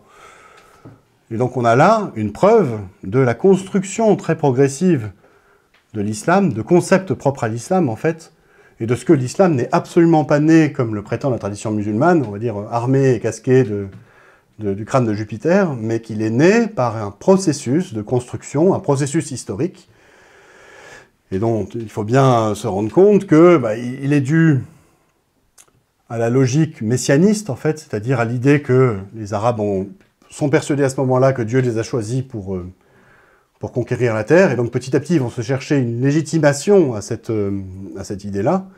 Et puis, il est dû aussi au fait que le chef des Arabes tire sa légitimité de chef de cette connaissance, de cette espérance messianiste, et donc que c'est encore plus important pour lui, pour se justifier en tant que chef, d'avoir des textes qu'il établisse comme tels, des textes qui diraient que par exemple c'est Dieu qui l'a fondé à régner, c'est Dieu qui l'a fondé à conquérir le monde entier, puis quand on est le chef absolu, puisqu'on règne au nom de Dieu, On peut se permettre aussi quelques petites largesses, comme un harem des plus fournis, et ainsi de suite. Et donc on voit derrière que petit à petit, au fil des siècles, sur les 2 à 3 siècles qui suivent le tout début de la conquête arabe, on voit une grande entreprise en fait, d'écriture de l'histoire, a posteriori, destinée donc à justifier le pouvoir califal, à justifier le pouvoir total des califes, et leurs prérogatives, que ce soit le butin, le harem et tout ce qu'on veut, et puis à justifier, à donner on va dire une théologie, une consistance théologique même, à cette espérance nouvelle qui était celle au début on va dire de juifs dévoyés, de judéo-chrétiens dévoyés, et puis que les aléas de l'histoire ont transformé en espérance arabe, et puis en espérance arabo-arabe, à qui il a fallu donner une justification complète. Et c'est comme ça qu'on voit au fil des siècles s'écrire petit à petit le Coran à partir des premiers feuillets de prédication, et donc avec toutes les corrections dont je vous ai parlé, tout le processus d'édition, on voit s'écrire l'histoire fantasmée des origines, où on va inventer une ville nouvelle pour la Mecque, pour donner une origine arabe et arabo-arabe à toute cette religion, une origine qui ne doive rien aux juifs et rien aux chrétiens. On va inventer ce concept de Coran qui viendrait de Dieu, de religions qui se succèdent les unes après les autres, c'est-à-dire de Dieu qui d'abord enverrait Moïse pour donner le judaïsme, puis ensuite il enverrait Jésus pour corriger le judaïsme et rétablir la vraie religion, puis après il enverrait Mahomet pour corriger les chrétiens et rétablir la vraie religion. Toute une justification théologique a posteriori qui se fait pour justifier quelque chose qui préexiste, qui est cette conscience qu'ont les Arabes puis les musulmans quand la chose s'ouvre un peu plus à l'universel, cette conscience qu'ils ont que Dieu les aurait choisis, élevés au-dessus de toute l'humanité, comme la meilleure des communautés, comme le dit le Coran lui-même, pour régner en son nom, pour soumettre la terre entière à sa loi, et en fait pour sauver le monde.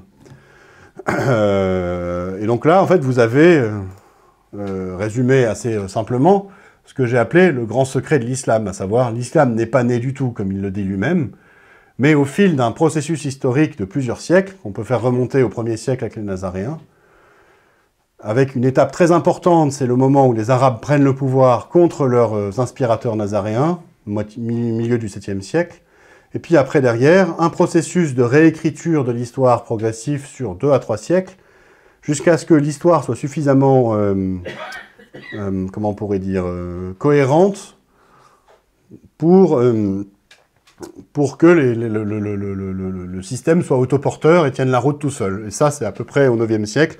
C'est le moment où on voit apparaître les premiers textes de tradition musulmane.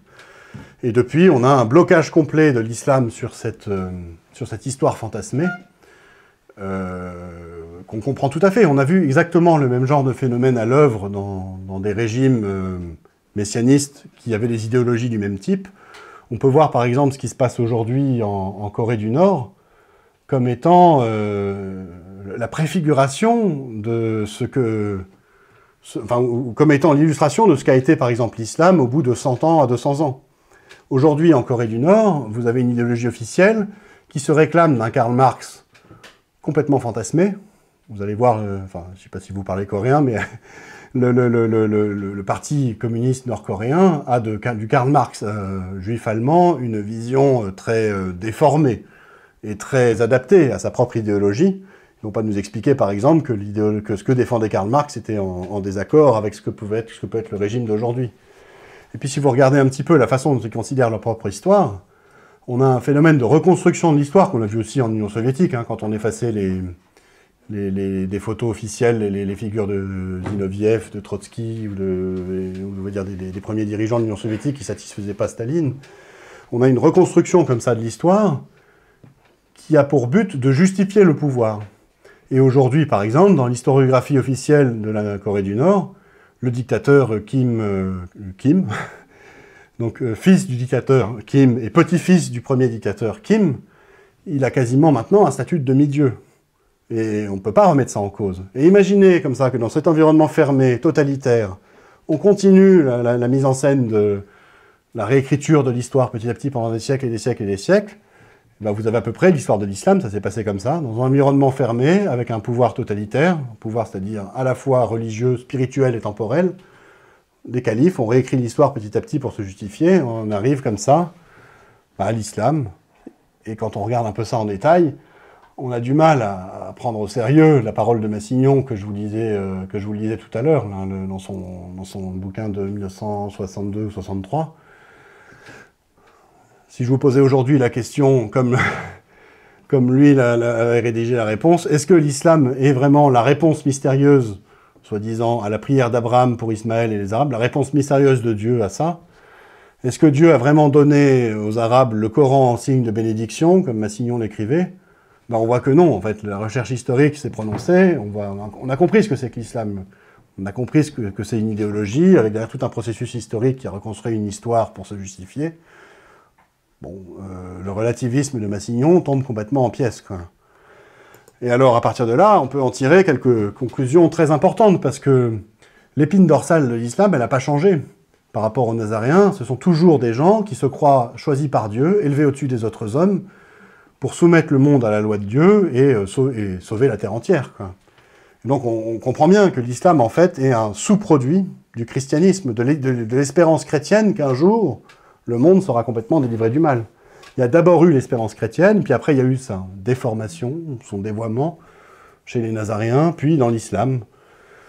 Et derrière, c'est ça, en fait, qui est comment on peut dire, la grande caractéristique de l'islam. L'islam, c'est pas le Coran, ou la tradition, ou Mahomet. L'islam, c'est la croyance que l'islam est la solution à tous les problèmes du monde. C'est ça qui fait la foi des musulmans. Si vous comprenez ça, je pense que vous avez compris l'islam mieux que la plupart des islamologues. Un musulman, vraiment musulman, le fond de sa foi, c'est l'espérance totale que l'islam va résoudre tous les problèmes, toutes les injustices, toutes les corruptions, va sauver les Palestiniens, va, je sais pas moi, résoudre les problèmes de pauvreté, et ainsi de suite. Et que, de toute façon, quoi qu'il arrive, à la fin des temps, le monde entier sera islamique, c'est le sens de l'histoire. Vous avez compris aussi, un autre grand fondamental qu'on peut retenir de l'histoire de l'islam, qu'il y a toute une logique de reconstruction a posteriori de l'islam pour justifier de cette espérance dont je viens de vous parler. Donc on a reconstruit un Coran comme justification de légitimation de l'espérance.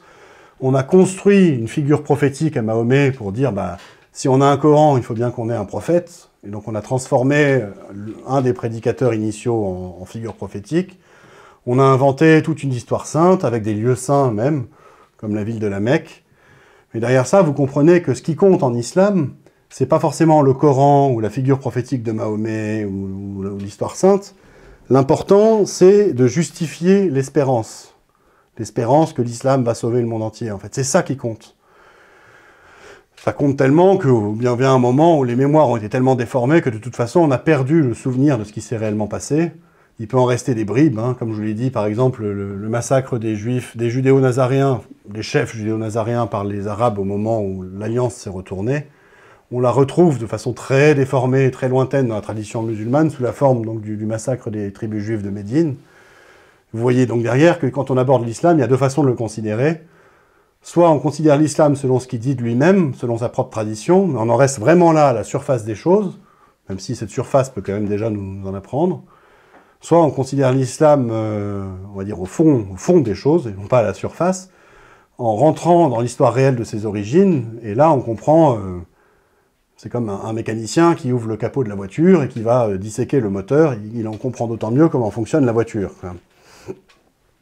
On comprend aussi, avec ce que je viens d'expliquer là, que en plus de la logique de justification de l'espérance que portent les musulmans que l'islam va sauver le monde entier, l'islam a obéi aussi à une autre logique, qui est celle de justifier le pouvoir des chefs. Et il y a ces deux logiques-là à l'œuvre dans l'islam. Justifier le fait que Dieu aurait choisi les Arabes, enfin choisi les musulmans et les aurait élevés au-dessus de la terre entière et ainsi de suite. Et puis justifier que le chef est le successeur de Mahomet, qu'il a quasiment tous les pouvoirs et qu'il a tous les privilèges. Donc fondamentalement, l'islam, c'est la religion aussi du pouvoir, c'est la religion du pouvoir totalitaire, et la religion en tant que telle, qui est d'ailleurs un mot qui n'existe pas en islam. Religion, c'est un mot occidental. Le mot en islam, c'est le mot de din, din qui veut dire justice au sens biblique, c'est-à-dire l'ensemble des comportements et des actes qui sont commandés par l'islam, et non pas une croyance spirituelle. La religion en islam, c'est la clé totale de l'exercice du pouvoir. Le pouvoir a besoin de la religion, et la religion lui assure ce pouvoir. C'est exactement ce qu'on appelle un système totalitaire. Et puis on retiendra aussi de cette traversée de l'histoire de l'islam que la guerre civile entre musulmans, elle est consubstantielle à l'islam, en fait. C'est-à-dire qu'il y aura toujours dans l'islam un questionnement de la légitimité des chefs. Est-ce que tu es légitime pour exercer le pouvoir au nom de l'islam ou pas? Prouve-le. Et ça, c'est le fondement d'une guerre civile incessante qui n'en finit pas aujourd'hui. On comprend pourquoi les musulmans ne cessent de s'opposer les uns aux autres, se font systématiquement la guerre les uns aux autres. Et pourquoi aussi ils font la guerre au monde entier. Ça, c'est la logique de l'idéologie messianiste. C'est celle qui pousse les conventionnels à déclarer la guerre au monde en 1792 pour répandre la révolution partout. C'est la logique de la révolution bolchevique. En fait, c'est la logique globale du messianisme. Donc voilà des fondamentaux historiques très importants qui nous permettent de comprendre l'islam en fait dans sa profondeur. Et à partir de là, ça nous permet aussi d'aller interroger l'islam aujourd'hui. Ça, ce serait plutôt des éléments de conclusion et on peut dire de prospective que je voudrais vous donner maintenant à partir de ce travail-là.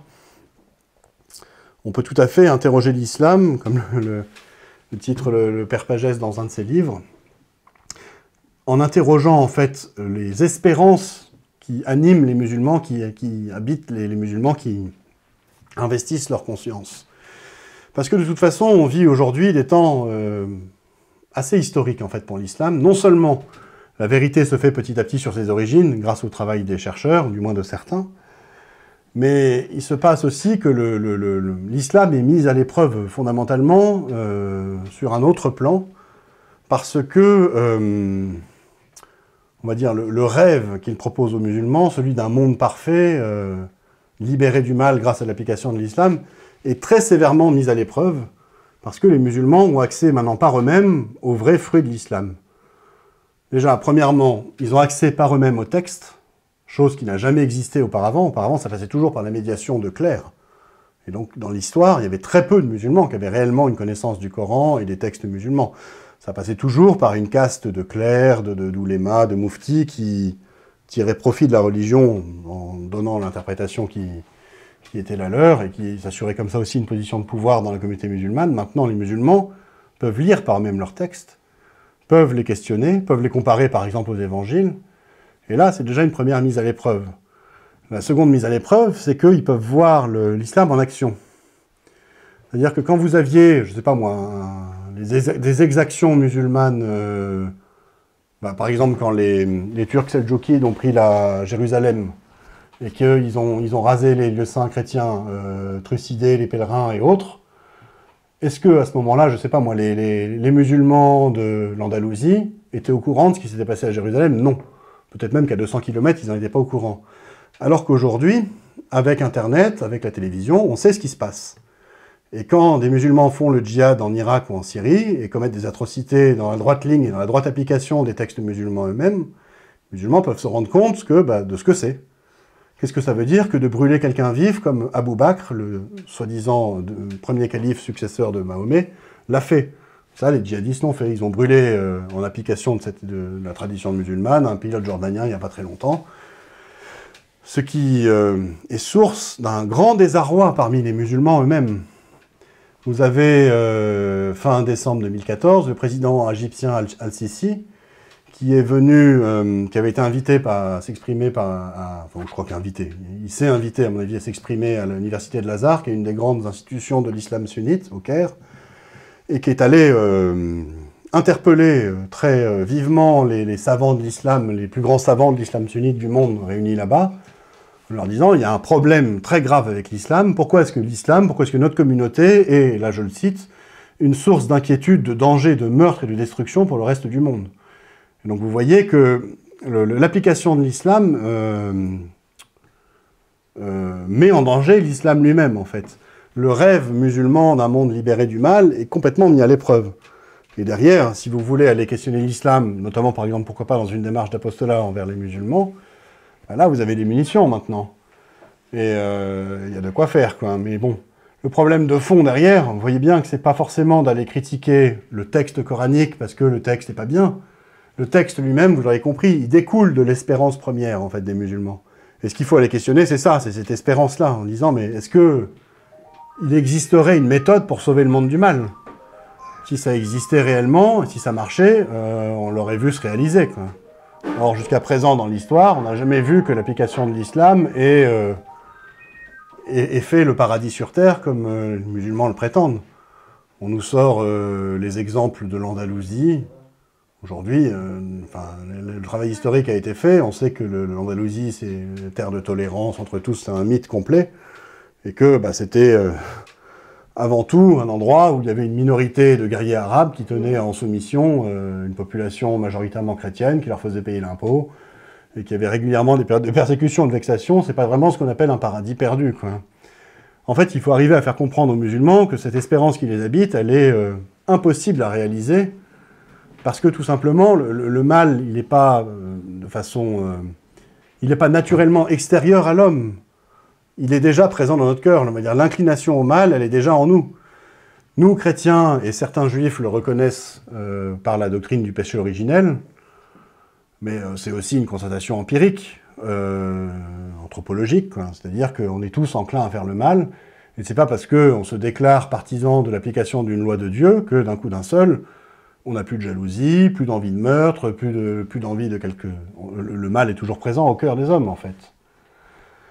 Ça, c'est une façon d'aller interroger l'islam en profondeur qui est nécessaire aujourd'hui, quoi. Aller interroger, aller questionner, mettre en cause au plus profond cette espérance folle de croire qu'on pourrait sauver le monde par soi-même et que ça se ferait au prix de la disparition, de l'éradication d'une partie de l'humanité, quoi. À la fin de mon petit bouquin, là, Le Grand Secret de l'Islam, j'ai cité Solzhenitsyn, le dissident soviétique célèbre, qui, dans un de ses livres, expliquait ce qu'il avait compris, en fait, alors qu'il était lui-même, au début de sa vie, on va dire un communiste, comme beaucoup de Russes. Et il expliquait, je crois que c'est, alors je sais plus, j'ai la référence exacte, c'est l'archipel du Goulag, que c'était une folie complète de chercher à éradiquer le mal de la Terre, parce que la ligne de partage, là je le cite, la ligne de partage entre le bien et le mal ne sépare ni les États, ni les classes, ni les partis, et on pourrait ajouter, pour s'appliquer à l'islam, ni on va dire l'humanité entre mécréants et musulmans, mais donc que cette ligne de partage, elle traverse le cœur de chaque homme et de toute l'humanité. Et donc chercher à éradiquer le mal du monde, c'est en quelque sorte s'éradiquer soi-même. C'est impossible. Qui est-ce qui pourrait arracher une partie, lui-même, une partie de son propre cœur? C'est pas possible. Et ça, il faut aller le dire aux musulmans, en fait. Il faut aller leur dire. Et je pense, moi, que c'est le rôle des chrétiens, parce qu'il n'y a que les chrétiens pour leur dire ça, puisque quasiment, on va dire, tout le reste de la société est lui aussi pris dans des idéologies de monde parfait, de monde où le mal aurait été expulsé, éradiqué. On va dire dans notre France des Lumières et notre Occident des Lumières même, c'est une idée qui est générale. L'idée que, je ne sais pas moi, on éradiquerait le mal en n'ayant plus de racisme, en étant tous gentils les uns avec les autres, en vivant tous dans la grande amitié des peuples multiculturels et la consommation heureuse. Vous voyez, c'est le même genre d'idéologie que l'islam, peut-être moins directement violent, mais derrière avec la même légitimation de la violence, puisque au final, on aura séparé à chaque fois l'humanité en deux, entre le camp du bien et le camp du mal. Pour les musulmans, le camp du bien, c'est l'islam, c'est les musulmans eux-mêmes, le camp du mal, c'est tout le reste. Pour, je sais pas moi, un idéologue d'aujourd'hui progressiste, le camp du bien, ce sera l'antiracisme multiculturel, pro-gender, je ne sais quoi, et le camp du mal, ce sera tous les obscurantistes de toutes sortes, quoi. Alors, il y a aussi, une fois qu'on se rend compte de tout ça, une autre question qui vient s'ajouter à ça. Quand on a compris, comme j'essaye de vous l'expliquer là, ce que c'est qu'une idéologie, en fait, ce que c'est qu'un messianisme qui vient complètement investir les consciences, qui rend les gens complètement fous, qui les obnubile, qui les empêche de penser par eux-mêmes, parce qu'ils ne voient que le but à atteindre et pas les faits, et pas ce qui se passe en vrai, et qu'on cherche à se servir de gens pour faire des choses, on se dit c'est génial toutes ces idéologies en fait. Il suffit quand quelqu'un est un fou furieux au point d'aller faire la révolution et de tuer et de se faire tuer pour ça, eh ben, on est très tenté de se servir de ce genre de personnes. Et c'est très facile de manipuler un anarchiste, ou un communiste, ou un révolutionnaire, ou un djihadiste. Il suffit de lui expliquer qu'en allant se faire péter là, ou en allant faire le combat là-bas, eh ben, il sert la volonté de Dieu, ou il s'inscrit dans le sens de l'histoire, et ainsi de suite. Et vous avez comme ça des manipulations du fanatisme musulman qui sont très importantes aujourd'hui. On en a pris conscience grâce notamment avec l'intervention des Russes en Syrie, mais bon, historiquement, on l'a vu par exemple en Afghanistan, hein, les responsables américains se sont exprimés sur le sujet, ils ont manipulé des djihadistes, dont Ben Laden, pour attirer les Russes dans un piège en Afghanistan et leur faire la guerre là, à la fin des années 70, début des années 80. Qu'est-ce qu'un musulman à qui on va dire « mais regarde ce que fait l'islam, il permet à des puissances vraiment mauvaises, et que toi-même, en tant que musulman, tu reconnais comme mauvaises, des puissances d'argent qui veulent un pouvoir sans partage sur le monde, ça leur permet de manipuler des gens au point qu'ils aillent faire la guerre pour leurs intérêts. Ça leur permet de manipuler les musulmans qui, je sais pas, partent d'Espagne ou de France ou de Grande-Bretagne pour aller faire le djihad en Irak. Pourquoi ? Pour que les gens qui possèdent les grandes compagnies pétrolières ou gazières puissent faire encore plus de profit pour la suite. Et c'est à ça que sert l'islam aujourd'hui. Et pourquoi est-ce que c'est si facile de tromper les musulmans ? Et au final, c'est pas si différent de ce que faisaient les califes. Les califes des premiers temps, en se posant comme chef des musulmans, en quoi ils faisaient des choses si différentes que, je sais pas moi, le gouvernement américain ou les grands intérêts financiers qui possèdent par exemple Exxon et le Qatar, quoi. Bon, ça peut expliquer tout ça, qu'il y ait on va dire, cette mise à l'épreuve du rêve musulman, ça peut expliquer un rejet croissant qu'on voit de l'islam dans les pays musulmans.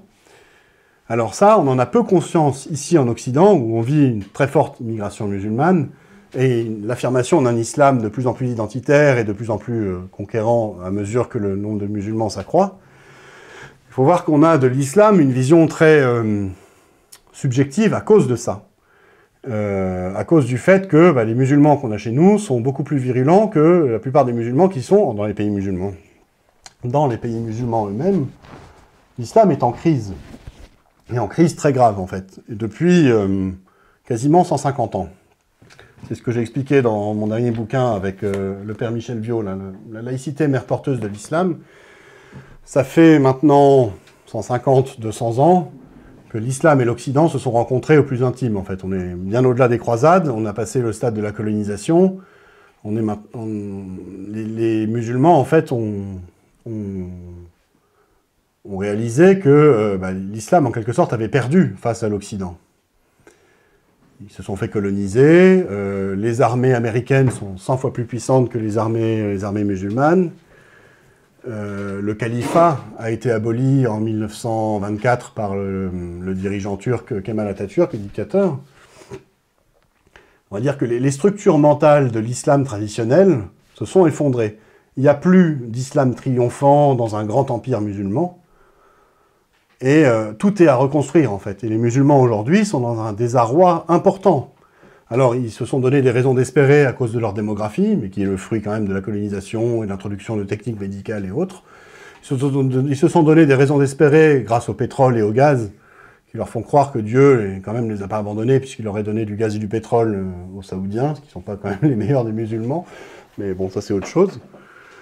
Mais sinon, ils sont dans un grand désarroi, et l'islam essaie de se recomposer aujourd'hui, mais ça marche pas très bien non plus, hein. Vous avez donc la réforme salafiste qui s'est mise en place, mais pour beaucoup, vous avez beaucoup de musulmans qui en ont ras-le-bol, en fait. Qui en ont ras-le-bol, et qui abandonnent l'islam sans le dire.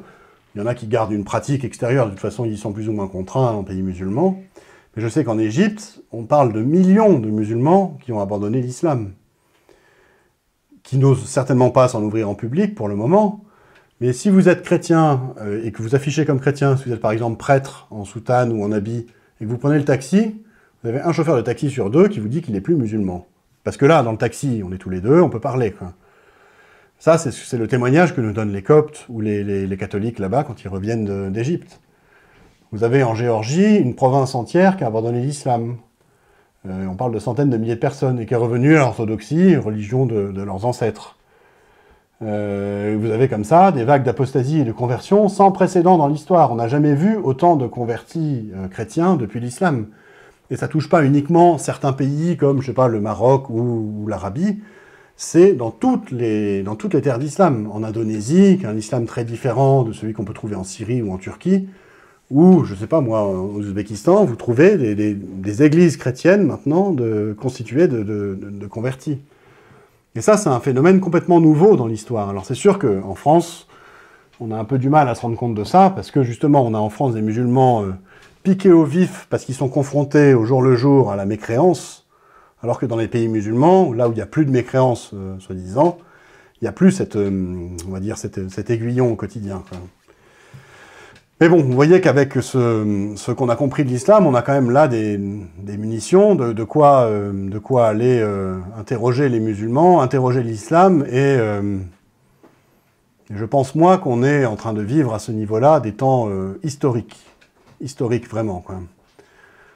Et puis, au passage, ce travail sur le messianisme, sur l'idéologie, comme on a pu le voir à l'œuvre dans l'islam, ça fait également écho à nos propres idéologies, aux idéologies issues des Lumières et autres, où là-dessus, là aussi, on a de quoi venir mettre en question le monde dans lequel on vit. C'est au final notre rôle de chrétien, non? On est chrétien aussi pour porter un regard de jugement sur le monde, et pour l'éclairer, hein. Vous êtes la lumière du monde ou le sel de la terre. Je crois que c'est vraiment le boulot des chrétiens que d'aller mettre en cause ces fausses idéologies, ces impasses mortifères, quoi. Bon, alors je m'en arrêterai là pour le développement, et donc je suis ouvert à toutes les questions. Merci de votre écoute.